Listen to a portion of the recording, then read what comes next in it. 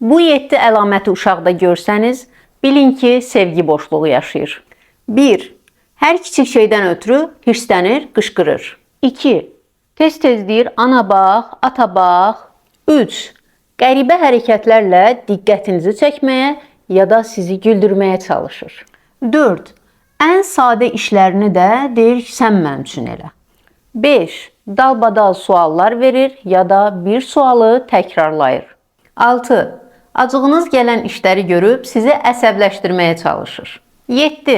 Səbəbsiz yerə sizə yapışır, ağlayır, deyir oyun oynayaq. Nə qədər oynayırsınızsa da yenə xeyri yoxdur. Bütün bunlar göstərir ki, uşağınızın sizə ehtiyacı var. Ancaq bunu dillə deyə bilmir və bu növ davranışlarla sizə göstərir. Deyə bilərsiniz ki, mən ona bu qədər pul xərcləyirəm. Dərsinə, kursuna, gəzməyinə, geyiminə. Amma dostlar, siz onlara maşın da alsanız, ev də alsanız, sizin məhəbbətinizə, sevginizə, onlarla keçirdiyiniz vaxta ehtiyacları var. Lazım deyil ki, saatlarla vaxt ayırasınız.